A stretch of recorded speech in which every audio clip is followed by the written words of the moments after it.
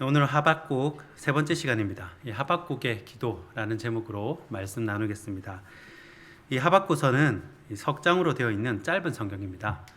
다른 예언서들은 보통 하나님이 말씀을 주시면 그 말씀을 기록한다든지 아니면 그 말씀을 선포한 내용을 성경으로 남기는데, 이 하박국서는 독특한 점이 하나님과 이 하박국 선지자의 대화의 내용이라는 겁니다. 이 선지자도 사역을 하다 보면 이해가 안 되는 일들이 있습니다. 하나님이 살아 계시다면 어떻게 이런 일이 일어나는가 하는 일들이 많이 있습니다.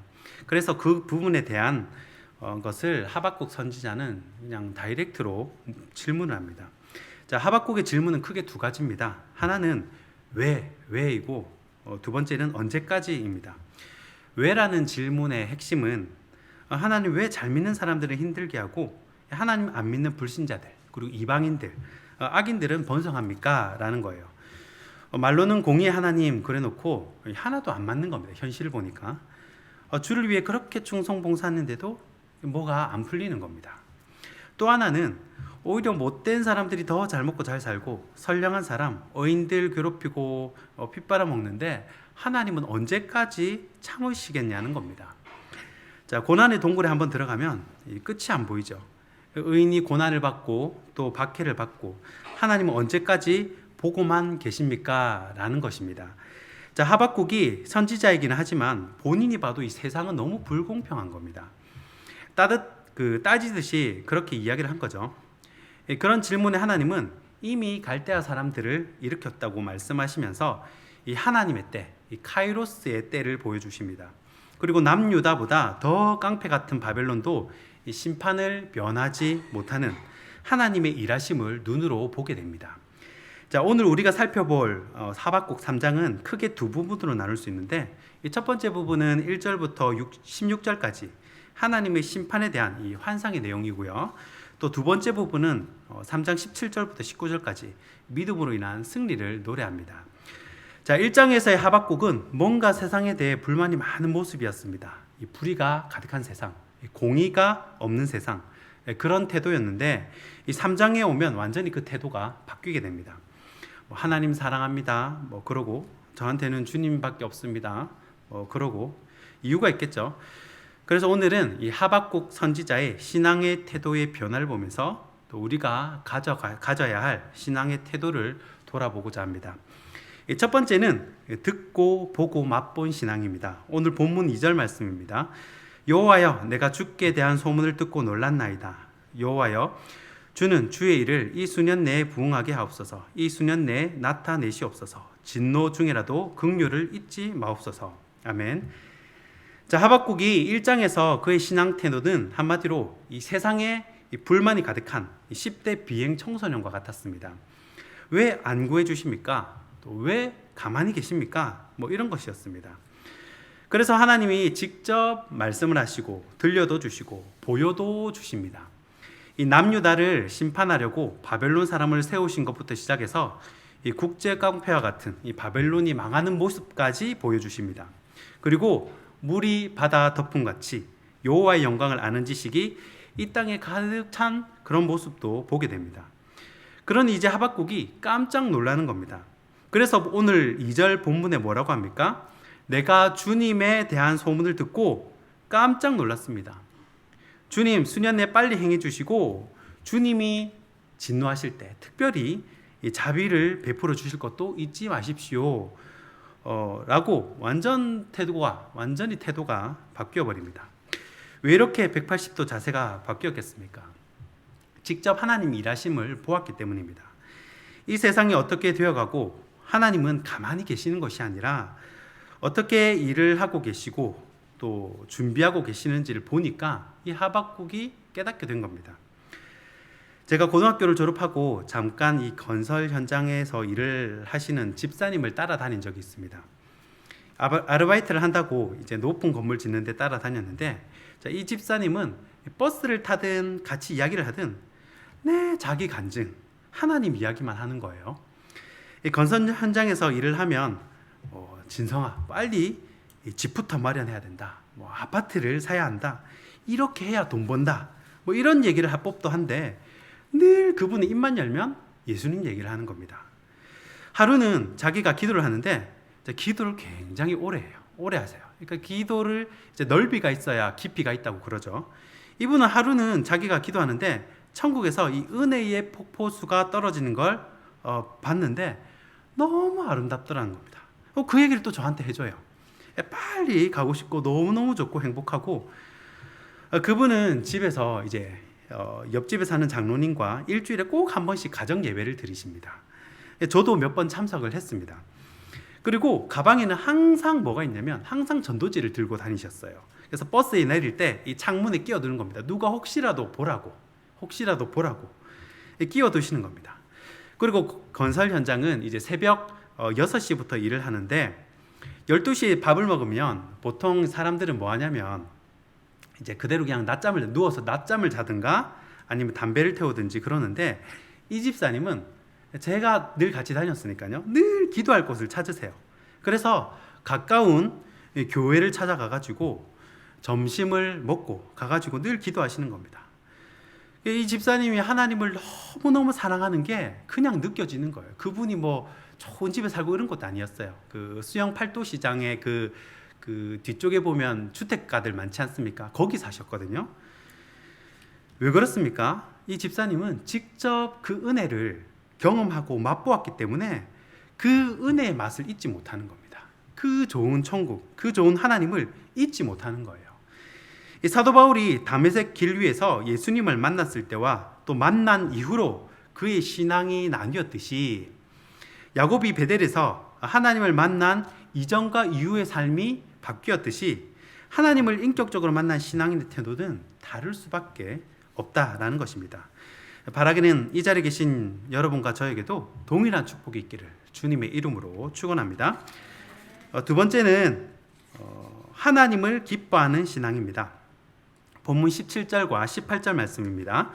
비록 무화과나무가 무성하지 못하며 포도나무에 열매가 없으며 감람나무에 소출이 없으며 밭에 먹을 것이 없으며 우리의 양이 없으며 외양간에 소가 없을지라도 나는 여호와로 말미암아 즐거워하며 나의 구원의 하나님으로 말미암아 기뻐하리로다. 아멘. 자, 하박국이 이제는 완전히 그의 신앙관, 가치관이 바뀐 것을 알 수가 있습니다. 예전에는 악한 사람은 벌을 받아야 되고 또 의인은 잘 돼야 되고 잘 살아야 되고 이런 게 막 눈에 들어왔어요. 누가 뭐 안 되면 왜 안 되냐, 잘 되면 왜 저 사람 안 되냐, 이런 게 눈에 먼저 들어왔다는 거죠. 그런데 이제는 하박국의 가치 기준이 그게 아니게 된 거예요. 이 무화과나 열매가 많든 적든, 뭐 내 양이 많든 적든, 내 우리의 소가 많든 적든, 옛날에는 글쎄요 30억이 있으면 마음이 평안합니까? 아파트가 3채, 10채면 내가 다 됐다, 평안할까요? 이 하박국이 예전에 이런 생각이었다면 이제는 그의 시선이 무화과 나무 열매가 많고 적음이 아니라 오직 하박국의 시선은 하나님께 향한다는 것을 알 수가 있습니다. 그런데 과연 이것이, 성경은 이런데 현실적으로 가능한가? 정말 무화과 나무에 열매가 없고 우리의 양이 없는데도 행복할 수가 있나? 저는 성경의 인물 중에 가장 비현실적인 인물이 이 사도 바울이라고 생각을 합니다. 그 좋은 학벌, 그 좋은 집안, 로마 시민권자였던 그가 자신의 모든 것을 포기하고, 포기가 아니죠, 오히려 배설물로 여기고 예수님을 아는 지식을 가장 고상한 지식으로 여기고 평생을 복음 전도자로 이 나라 저 나라 다니면서 살게 됩니다. 그것도 매맞고 엄청나게 고난을 받고요. 왜 그렇습니까? 다메섹 길 위에서 예수님을 만난 이후부터 그런 겁니다. 그게 최고 행복한 거예요. 하박국은 무화과 열매를 보고 기뻐하는 신앙에서, 이 열매를 보고 기뻐하는 신앙에서 무화과 열매를 주신 하나님을 기뻐하는 신앙으로 바뀌게 되었다는 겁니다. 그렇다면 과연 나는 하나님이 주신 복을 기뻐하는 신앙인지, 아니면 복의 근원이신 하나님을 기뻐하는 신앙인지 돌아보아야 한다는 것입니다. 어느 교회 집사님이 불치병을 가지고 있었습니다. 수십 년이 돼도 안 고쳐지는 거예요. 그래서 능력 있는 집회만 있다 하면 다 가가지고 이 안수를 받으시고, 그래도 안 낫습니다. 기도원에 가서 금식 기도도 하셨어요. 그래도 안 낫습니다. 교회에서 하라는 봉사는 다 해도 그래도 병이 안 나아요. 그런데 어느 날 교회를 가는데 이 교회에 가는 길목에 무당집이 있는 겁니다. 이 남자 무당이에요. 남자 무당이 길거리에 서가지고 이 집사님 이제 성경책을 이제 들고 교회에 가다 보면 이 남자 무당이 밖에 나와가지고 그 집사님이 가는 걸 많이 쳐다보더랍니다. 그리고 씩 웃으면서 이렇게 말하는 거예요. 백날 예배당 쫓아다녀도 못 고쳐. 그러는 겁니다. 그러면서 하는 말이 너는 나한테 와야 돼. 그러면서 반말로 그러더랍니다. 굉장히 기분이 나쁘죠. 그래가지고 예배당에 가가지고 예배를 드리는데 그 소리가 귀에서 떠나질 않는 겁니다. 예배당에 백날 다녀도 못 고쳐. 너는 나한테 와야 나. 이 말이 계속 생각이 나는 거예요. 그리고 교회만 가려 그러면 거기가 자꾸 눈에 들어오는 겁니다. 이 마귀가 귀에 속삭입니다. 들어가라고. 한번 들어가라고.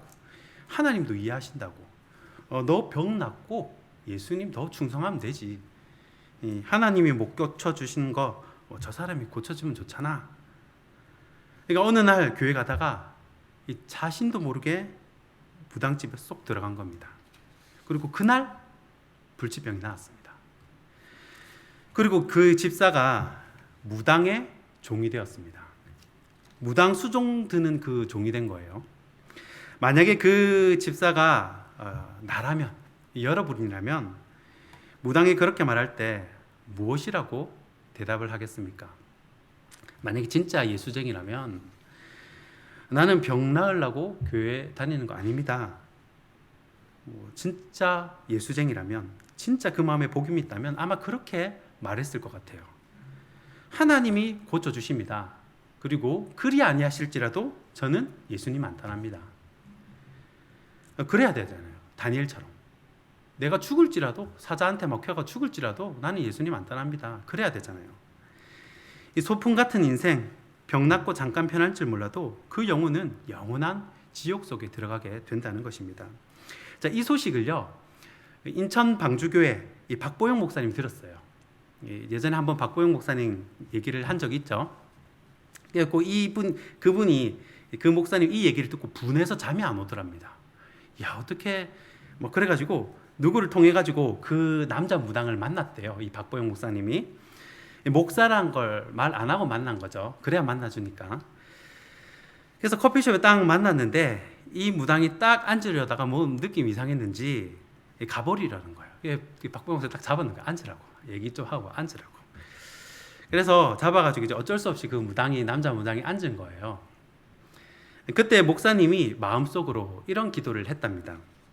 주님, 무당도 사람을 알아맞히는데 성령님, 이 시간에 이 사람의 과거를 알게 해주세요. 그렇게 기도를 했답니다. 그렇게 기도를 했는데 하나님이 진짜 가르쳐 주시더래요.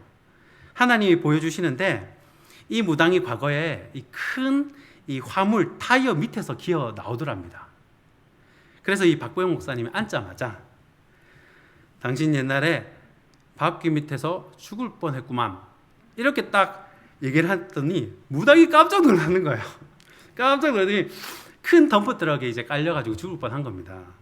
그래서 이 무당이 무서워가지고 벌벌벌 떨면서 당신 목사군요. 이러면서 내가 이럴 줄 알고 내가 안 나올래 했더니 이러면서 도망을 가더랍니다.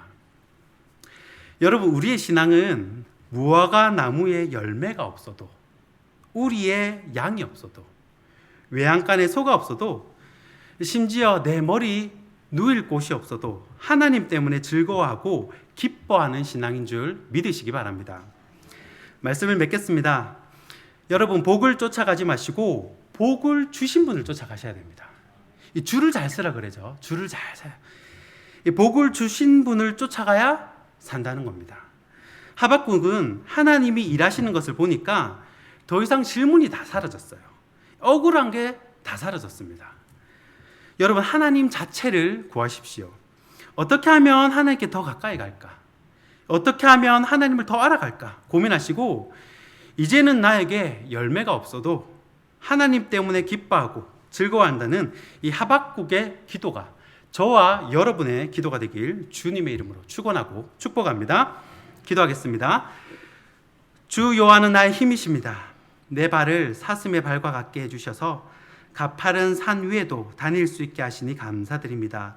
우리가 세상의 시선을 뺏기고 무화과 열매에 나의 온 관심이 집중될 때 살아계신 하나님의 일하심을 보게 하시고 살아계신 주님을 맛보게 하셔서 세상의 복을 쫓아 사는 인생이 아니라 복을 주신 하나님, 복의 근원이신 하나님을 쫓아 사는 인생이 되게 하여 주시옵소서. 하나님이 나의 힘이 되시고 하나님 때문에 기뻐하고 즐거워하는 복된 인생 되게 하여 주시옵소서. 이제는 우리 주 예수 그리스도의 은혜와 하나님 아버지의 사랑과 성령의 교통하신 은혜가 여호와 때문에 기뻐하길 원하는 이 자리 모든 성도들 머리 위에 이제부터 영원히 항상 함께 있을지어다. 아멘.